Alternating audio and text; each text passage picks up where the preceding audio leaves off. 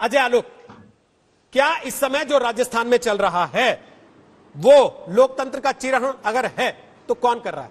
वो जो धरना दे रहे हैं राज्यपाल के घर के बाहर, ये कह रहे हैं कि पब्लिक को बुला के खड़ा कर देंगे, या वो राज्यपाल जो ये कह रहे हैं कि साहब पहले मैं सोचूंगा समझूंगा उसके बाद बताऊंगा सत्र बुलाना कि नहीं बुलाना? दो बातें कहूंगा बस रोहित जी।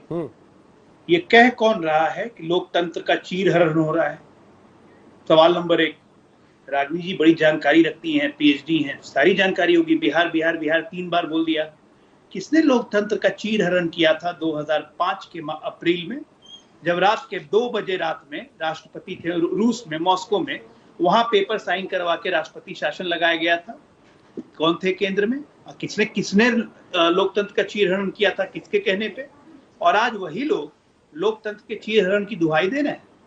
एक मामला न्यायालय में पेंडिंग, एक पिटीशन, कैविट पिटीशन और न्यायालय में लगाने की देरी है कि हमने अपनी बात महामहिम को कही। बिल्कुल सही बात है, कैबिनेट का अधिकार होता है सत्र बुलाने का, लेकिन उसी तरह से महामहिम के भी विशेषाधिकार होते हैं। आपको परेशानी है, समस्या है, सुप्रीम कोर्ट में कैविट लगाइए, सुप्रीम कोर्ट आदेश दे देगा महामहिम को कि सत्र बुला दीजिए, क्या दिक्कत है? लेकिन वो मकसद ही वो नहीं है। मकसद है यहाँ हंगामा खड़ा करना। मकसद है कि पहली बार राज्यपाल को कहना कि अगर जनता राजभवन का घेराव कर लेगी तो हम जिम्मेदार नहीं होंगे। तो आप क्या चाहते हैं?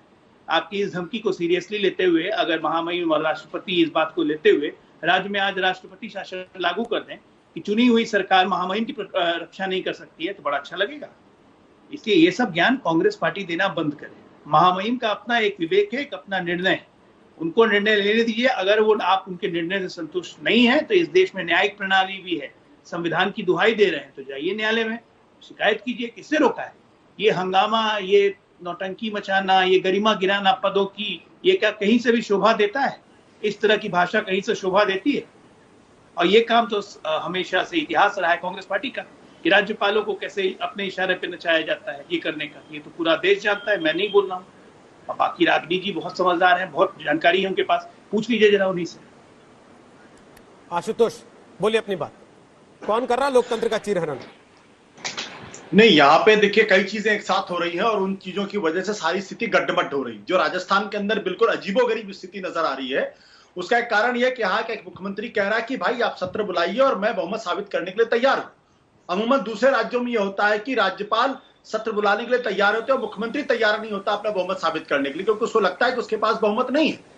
और अगर मान लीजिए, जैसा कि अभी शाहनवाज भाई कह रहे थे कि अल्पमत में सरकार आ गई है, अगर अल्पमत में सरकार आ गई है तब तो कल ही वहां पे यह अनिश्चितता खत्म होनी चाहिए, सत्र बुलाइए और अशोक गहलोत की सरकार बाहर जाए और जिसके पास बहुमत वो सरकार वहां पे बनाने की कोशिश करे। देखिए, ये जो बार बार ये कहा जाता है कि सुप्रीम कोर्ट, हाई कोर्ट, मुझे लगता है कि ये संसदीय परंपरा को कम करके आंकने की कोशिश की जा रही है।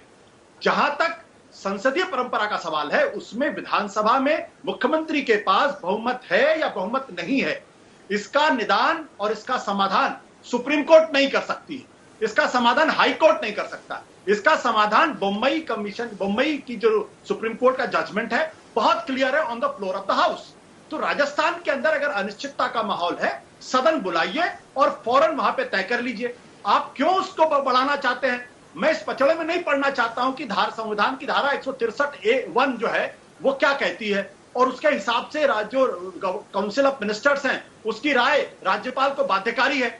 या तो राज्यपाल ये कह दें कि ये अल्पमत के मुख्यमंत्री हैं, लिहाजा हम उनकी बात मानने के लिए तैयार नहीं है, और अगर वो ऐसा नहीं कहते हैं तब वो अल्पमत की सरकार नहीं, इसका मतलब बहुमत की सरकार है, तब वो उसकी बात मानने के लिए तैयार है। राज्यपाल ने कहा है क्या कि मैं सदन का सत्र नहीं बुलाना चाहता हूं या मैं नहीं बुलाने दूंगा?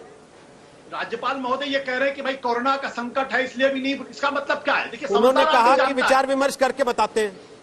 नहीं, राज्यपाल के पास विचार विमर्श का कोई ऑप्शन नहीं है। उनके पास काउंसिल ऑफ मिनिस्टर्स का जो एड एंड एडवाइस है उसको मानने के लिए वो बाध्य हैं। वो ये कह सकते हैं कि आपने एड एंड एडवाइस दिया है, हम 3 महीने बाद समय आपको देते हैं, क्योंकि जो राज्यपाल के द्वारा उसमें समय नहीं दिया गया कि आप काउंसिल ऑफ मिनिस्टर्स की राय को कितने दिनों में मानेंगे। मतलब आप ये कह रहे हैं कि राज्यपाल का विवेक जो है वो केवल कागज पे है, काउंसिल ऑफ मिनिस्टर्स ने अगर कह दिया है तो वो अपने विवेक को रखे जेब में और साइन कर दे कि इतनी तारीख को, जितनी को तुम कह रहे हो उतनी तारीख को बुला लो, खत्म बात, मैंने मोहर लगा दी। राज्यपाल के पास डिस्क्रिशनरी पावर है, ड्राइंग रूम में धरना देंगे। संविधान में स्पष्टता वर्णित है कि राज्यपाल का डिस्क्रिप्शन कहाँ है। जैसे नागालैंड, मणिपुर, विदर्भ, सौराष्ट्र के इलाकों में राज्यपाल को डिस्क्रिशनरी पावर है, वो मुख्यमंत्री को आदेश दे सकते हैं। दूसरा, जब सरकार अल्पमत में होती है और राज्यपाल को यह लगता है कि वहां पर जो है संविधान के हिसाब से स्थितियां नहीं चलती हैं, तब वो अपने विवेक का इस्तेमाल करके रिपोर्ट राष्ट्रपति को दे सकते हैं और राष्ट्रपति के आदेश के हिसाब से वहां पर राष्ट्रपति शासन लगा सकते हैं। नमस्कार, मैं हूं अंजना ओम कश्यप। हमें उम्मीद है ये वीडियो आपको पसंद आया होगा। लेटेस्ट खबरों के लिए यूं ही देखते रहिए आज तक और इस वीडियो के पसंद आने पर लाइक, शेयर एंड सब्सक्राइब करना ना भूलें।